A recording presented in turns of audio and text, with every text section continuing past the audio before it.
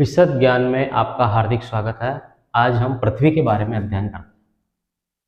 पृथ्वी पृथ्वी के बारे में आप सभी परिचित हैं कि पृथ्वी एक ग्रह है जो सूर्य के चारों ओर चक्कर लगाता है। पृथ्वी एकमात्र ऐसा ग्रह है जिस पर जीवन संभव है। यानी सूर्य के चारों तरफ जितने भी ग्रह चक्कर लगाते हैं उनमें किसी भी ग्रह पर जीवन संभव नहीं है। हमारी पृथ्वी एक ऐसा ग्रह है जिस पर जीवन संभव है। यहाँ का जो वायुमंडल है, यहाँ का जो वातावरण है वो जीवन के उपयुक्त अनुकूलतम दशाओं के लिए उपयुक्त है, इसलिए यहाँ पर जीवन संभव है। पृथ्वी को अगर हम बाह्य अंतरिक्ष से देखें, यानी बाह्य अंतरिक्ष से देखने पर पृथ्वी की सतह नीली दिखाई देती है, इसलिए पृथ्वी को नीला ग्रह कहते हैं। यहाँ पर जो है पृथ्वी का जो धरातल है, यहाँ की जो सतह है, ऊपर से देखते हैं तो नीली दिखाई देती है। इसका कारण ये भी है कि 71% से अधिक भाग यहाँ पर जो है जल से आच्छादित है। जल 71% से अधिक भाग जल कवर करता है, इसलिए इसको नीला ग्रह कहते हैं पृथ्वी को। आज तारीख क्या है? आज की जो दिनांक है वो है 22 अप्रैल। 22 अप्रैल का जो दिन है, उस दिन क्या मनाया जाता है? परीक्षा में प्रश्न पूछ लिया जाए कि 22 अप्रैल को कौन सा दिवस मनाया जाता है, तो हम पृथ्वी पढ़ रहे हैं तो ध्यान दें कि ये जो 22 अप्रैल का जो दिन है हमारी पृथ्वी के लिए एक विशेष दिन है, क्योंकि 22 अप्रैल को दिन पृथ्वी दिवस मनाया जाता है। 22 अप्रैल को पृथ्वी दिवस मनाया जाता है। पृथ्वी दिवस मनाने के क्या उद्देश्य रहे होंगे? तो पृथ्वी दिवस मनाने के जो उद्देश्य हैं वो यही है कि लोगों को जागरूक करना। किसके बारे में जागरूक करना? पृथ्वी के बारे में जागरूकता। अब पृथ्वी के बारे में क्या जागरूक करेंगे लोगों को? क्योंकि पृथ्वी हमारे एक पर्यावरण का हिस्सा है, तो पर्यावरण असंतुलन हो रहा है। मानवीय कृत्यों के द्वारा मानव जीवन जो जीता है उसमें वो कुछ ऐसी एक्टिविटीज करता है, मानवीय ऐसे कुछ कृत्य हैं जिनके द्वारा पर्यावरण का असंतुलन हो रहा है, पृथ्वी का असंतुलन हो रहा है। आपने पृथ्वी प्रदूषण एक शब्द पढ़ा होगा, पृथ्वी का प्रदूषण ही हो रहा है। तो उन सब समस्याओं से निजात पाने के लिए, या जिसको हम कह सकते हैं कि पर्यावरण संरक्षण के लिए, पर्यावरण संरक्षण या कहें कि पृथ्वी का संरक्षण, पृथ्वी का संरक्षण, इन सब को संरक्षित करने के लिए जो है 22 अप्रैल के दिन पृथ्वी दिवस मनाया जाता है। आज हम पृथ्वी दिवस के दिन एक ऐसी विशेष समस्या का जो है हमारे विश्व पटल पर जो है एक बहुत ही खतरनाक, बहुत ही विकराल एक समस्या बनी हुई है, उसके बारे में अध्ययन करते हैं। और उस समस्या का नाम है विश्व उष्णन। बड़ी बड़ी एग्जाम्स में क्वेश्चन पूछ लेते हैं कि विश्व उष्णन क्या है, ग्लोबल वार्मिंग क्या है।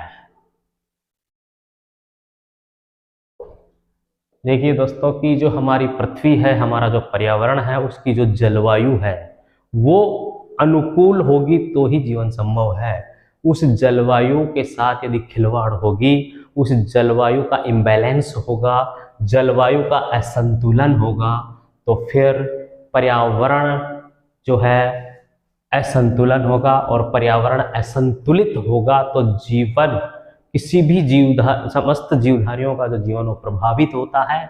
और उस कंडीशन में जो है हमारा जीवन अस्तित्व, हमारा जीवन का जो अस्तित्व है वो खतरे में पड़ जाता है। इसलिए हम पढ़ते हैं विश्व उष्णन के बारे में। विश्व उष्णन क्या है? देखिए, ये पृथ्वी एक ग्रह है और इस ग्रह पर जो सूर्य है उसकी किरणें आती है, सबको पता है। सूर्य की किरणें पृथ्वी पर नहीं आएगी तो जीवन ही संभव नहीं होगा। क्यों नहीं होगा? क्योंकि ये जो किरणें पृथ्वी पर आ रही है, इन्हीं से तो पेड़ पौधे जो है प्रकाश संश्लेषण की क्रिया करते हैं, और प्रकाश संश्लेषण की क्रिया पेड़ पौधे से करते हैं, तो पेड़ पौधे से समस्त जीवधारी उस पर आश्रित है। तो ये किरणें यहाँ पर आ रही है, इन किरणें यहाँ पर पृथ्वी की सतह पर टकरा करके इनका कुछ भाग जो है परावर्तित होता है। इस घटना को प्रकाश का परावर्तन कहते हैं। तो देखिए, सूर्य से आने वाली किरणें पृथ्वी की सतह पर आ गई, टकरा गई, और टकराने के पश्चात यानी इसका कुछ भाग, इस किरण का कुछ भाग यहाँ अवशोषित भी होता है और कुछ भाग परावर्तित भी होता है। ये प्रकृति है, ये प्राकृतिक संतुलन है, ये प्रकृति की देन है। लेकिन हम इसके साथ में यदि खिलवाड़ करेंगे, इसको छेड़छाड़ करने की कोशिश करेंगे, तो फिर क्या होगा? असंतुलन होगा पर्यावरण का, और पर्यावरण असंतुलन होगा तो किसी न किसी सूरत में जो है मानव का जो जीवन है वो खतरे में पड़ेगा। अब ये देखिए यहाँ पर खिलवाड़ कैसे हो रही है। देखिए, मानव ने अपने क्या किया है कि एक तो कल कारखाने विकसित किए हैं। आपको सबको पता है कि आजकल सब लोग जो है गांव में रहना कम और शहरों में रहना जो है ज़्यादा पसंद कर रहे हैं। तो शहरों में रहेंगे तो शहरों के आसपास भी कल कारखानों का जो है कल कारखाने बनेंगे। इससे क्या होता है कि जहरीला धुआं, जिसको हम कह सकते हैं जहरीली गैस, वो बनती है। एक कारण तो ये। दूसरा कारण ये है कि कल कारखाने बनेंगे तो निश्चित है कि वनों का क्या होगा? विनाश होगा। वनों का विनाश, वनों का विनाश होने से क्या है? पेड़ पौधे नहीं रहेंगे। पेड़ पौधे नहीं रहेंगे तो क्या होगा? कार्बन डाइऑक्साइड, यानी हमारे जो वायुमंडल में, हमारे जो वातावरण में, हमारे जो पर्यावरण में जो गैस है कार्बन डाइऑक्साइड, उसको प्रकाश संश्लेषण के द्वारा जो पेड़ पौधे अवशोषित करते हैं, वो पेड़ पौधे ही नहीं रहेंगे। तो क्या होगा कि जो कार्बन डाइऑक्साइड गैस है, ये कार्बन डाइऑक्साइड गैस की मात्रा क्या हो जाएगी? पर्यावरण में बढ़ जाएगी। तो कल कारखानों के विकास से जहरीली गैस बन रही है, वनों का विनाश होने से पेड़ पौधे नहीं रहेंगे तो कार्बन डाइऑक्साइड की मात्रा इससे पृथ्वी के चारों ओर बढ़ रही है। एक कारण तो ये है। दूसरा कारण ये है कि हम लोग जो है एसी का यूज करते हैं, एसी का यूज कर रहे हैं, हम फ्रिज का यूज कर रहे हैं जिसको रेफ्रिजरेटर कहते हैं, हम कुछ और उपकरण जैसे वाटर हीटर, कुछ हम सीएनजी गैस हैं जैसे कि वाहन चलाते हैं उसमें सीएनजी का उपयोग करते हैं। तो इन सब से क्या होता है, चाहे आप फ्रिज को देख लीजिए कि उसमें पीछे की साइड में एक बोतल उसमें जो है रहती है, वो उसमें से गैसों का रिसाव होता है। एयर कंडीशनर्स में भी, फ्रिज में भी, वाटर हीटर, सीएनजी वगैरह में, सब में इनमें जो है एक गैस का रिसाव होता है वायुमंडल में, और उस गैस का नाम है CFC, CFC, क्लोरोफ्लोरोकार्बन। क्लोरोफ्लोरोकार्बन यानी ये एक ऐसा कार्बन जिसमें क्लोरीन भी है, फ्लोरीन भी है, क्लोरोफ्लोरोकार्बन। और एक होती है मेथेन गैस। ये तीनों गैस हैं। क्या होता है कि ये जो पृथ्वी है, इस पृथ्वी को हम ऊपर की तरफ जाते हैं तो आसमान आएगा, सूर्य है, तो यहाँ क्या है कि एक परत एक है चारों तरफ जिसको हम कहते हैं क्षोभ मंडल। ऊपर जाते हैं तो समताप मंडल आती है, ओजोन मंडल आती है, आयन मंडल होती है, लेकिन जो फर्स्ट जो परत है, फर्स्ट जो वायुमंडल की सतह क्षोभ मंडल। तो पृथ्वी और क्षोभ मंडल के बीच में क्या होता है कि ये जो गैसें हैं, कौन कौन सी गैसें? CO2 गैसें हैं, क्लोरोफ्लोरोकार्बन है, मेथेन है। ये तीनों गैसें यहाँ पर इनका जो है ज़रूरत से ज़्यादा मात्रा बढ़ जाती है, और इनकी मात्रा बढ़ जाती है तो ये क्या करती है कि ये जो सूर्य से आने वाली किरणें हैं ना, इनकी ऊष्मा को जाने से यानी बाहर जाने से रोकती है ये किरणें। ये तो ऊष्मा आ रही है और ऊष्मा कह रही है कि मैं बाहर जाऊं, ये प्रकृति की देन थी। ऊष्मा आ रही है और ऊष्मा जा रही है, ये प्रकृति की देन थी। लेकिन ये तीनों गैसें क्या कर रही है कि ऊष्मा तू मत जा, यहीं रहे। यानी ये तीनों गैसें क्या कर रही है? ऊष्मा को बढ़ा रही है। ऊष्मा बढ़ेगी तो ताप बढ़ेगा। इन तीनों गैसों को हम ग्रीन हाउस गैसें कहते हैं। परीक्षा में कई बार प्रश्न पूछ लिया गया है कि ग्रीन हाउस गैसें कौन कौन सी हैं, तो कार्बन डाइऑक्साइड, CFC, मेथेन, ये तीनों ग्रीन हाउस गैसें हैं। तो ये ग्रीन हाउस गैसें क्या कर रही है कि इस पृथ्वी के तापमान को बढ़ा रही है। पृथ्वी का तापमान बढ़ रहा है, पृथ्वी का चारों तरफ का जो तापमान बढ़ रहा है, उस तापमान बढ़ने को ही हम क्या कहते हैं, ग्लोबल वार्मिंग कहते हैं। मानवीय कृत्यों के द्वारा कार्बन डाइऑक्साइड, सीएफसी, मीथेन जैसी ग्रीन हाउस गैसों का मात्रा पृथ्वी के वायुमंडल में बढ़ रही है, जिससे कि पृथ्वी का ताप बढ़ रहा है, ऊष्मा बढ़ रही है। पृथ्वी के इस ताप बढ़ने से विश्व उष्णन, ग्लोबल वार्मिंग, इससे बहुत बहुत दुष्परिणाम हमारे मतलब सामने आ रही हैं। पृथ्वी का ताप इसलिए जो बढ़ रहा है, ये जो ग्लोबल वार्मिंग हो रहा है, इससे ग्लोबल वार्मिंग के क्या दुष्परिणाम है? विभिन्न प्रकार की बीमारियां उत्पन्न हो रही हैं। बीमारियां उत्पन्न होगी तो ना तो पेड़ पौधे रहेंगे, ना जीव बचेंगे। तो ये ग्लोबल वार्मिंग बहुत दुष्कृत्य है। एक दूसरी चीज ये है कि ग्लोबल वार्मिंग के आने से, ग्लोबल वार्मिंग के बढ़ने से क्या हो रहा है कि समय पर बारिश नहीं होती, जिसको अकाल कहते हैं। समय पर बारिश नहीं होती है या बारिश होती ही नहीं है। असमय ओलावृष्टि होती है, जब किसान फसलें काट रहे होते हैं उस समय ओले गिरते हैं, उसी समय जो है भारी बारिश हो सकती है। असमय वर्षा, देखो कोई भी काम यदि समय पर होगा तो ही ठीक होगा। जून जुलाई में बारिश आती है तो फसलों के लिए भी ठीक है और इस जलवायु के लिए भी ठीक है।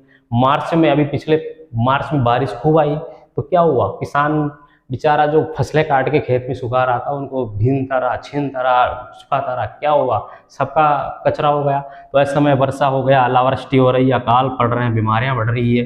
ये क्या सही चीज हो रही है? ये सब जो है मानव का जो जीवन है उसको जो है किसी न किसी रूप में जो है नष्ट करने के लिए है।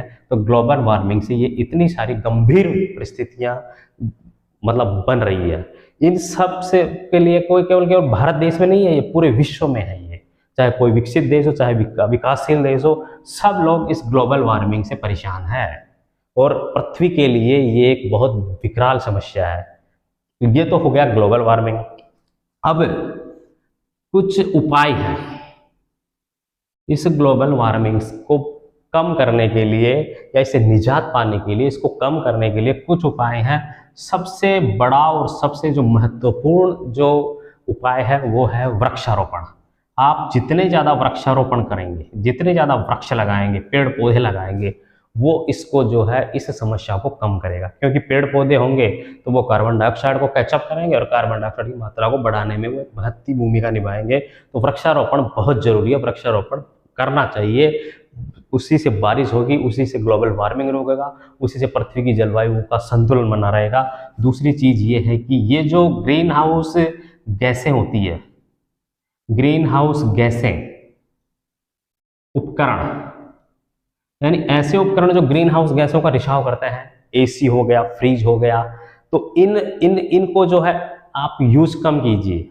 हम क्या देखते हैं कि हमारे गाँव में क्या होता है कि एक घर होता है, उस घर के चारों तरफ बहुत सारे पेड़ होते हैं, नीम के पेड़ होते हैं और भी बहुत सारे पेड़ होते हैं, और वहाँ इतनी ठंड होती है कि उन लोगों को जो है कई बार तो पंखे की आवश्यकता नहीं होती। लेकिन पैसा लोगों के पास इतना आ गया है कि वहाँ पर भी लोगों ने जो है हर कमरे में एसी लगा रखे हैं। अब उनको ये पता नहीं है कि जब एसी जो होगा, इस एसी से बिजली कितनी खर्च होगी। बिजली तो खर्च होगी जो हो जाएगी, लेकिन इससे सबसे बड़ी समस्या ये होगी कि सीएफसी जो उत्पन्न होगी, ये सीएफसी यहाँ जा करके आपको ग्लोबल वार्मिंग कर, फ्रीज हो गया, उससे भी क्लोरोफ्लोरोकार्बन निकल रहा है। ठीक है, तो ये जो चीजें हैं, इन सब चीजों पे कंट्रोल करना होगा, नियंत्रण करना होगा। तो जब जा करके हमारा जो ये पृथ्वी दिवस मनाने का उद्देश्य है या पृथ्वी का संरक्षण करने का जो हमारा ध्येय है वो कारगर साबित होगा। तीसरी चीज है ये कि प्लास्टिक जो होता है, चूंकि ये जो प्लास्टिक है, जैसे सबसे बड़ी बात आती है पॉलीथीन की थैलियों की। ये पॉलीथीन की थैलियां कचरे में नीचे जमीन में जब जाती है, जिससे कि भू प्रदूषण होता है, भू प्रदूषण, पृथ्वी का प्रदूषण होता है। तो ये नष्ट भी नहीं होती है, तो इसका आप क्या करें, उपयोग कम करें, क्योंकि ये इनका जो बहुत कम, जितना ज़्यादा कम यूज कर सकते हैं वो हमें करना चाहिए। तो ये कुछ कारगर उपाय थे।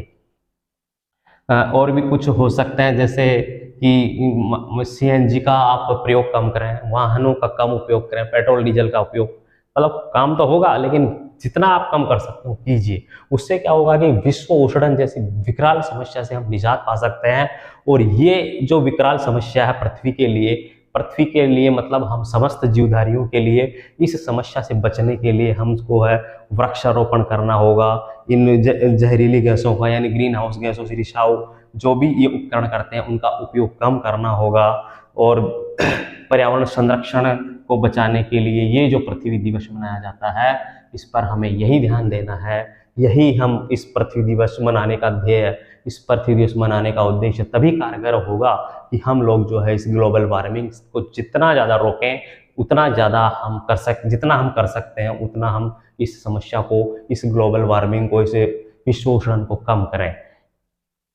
तभी जो है पृथ्वी दिवस बनाने का ध्येय होगा। तो पृथ्वी दिवस पर मैं आप सबको यही कहना चाहता हूँ कि आप विश्व उष्णन की इस महा समस्या से निजात पाने में महती भूमिका निभाएं। और पृथ्वी दिवस 22 अप्रैल के दिन आप सभी को पृथ्वी दिवस की बहुत बहुत बधाई और बहुत बहुत शुभकामनाएं।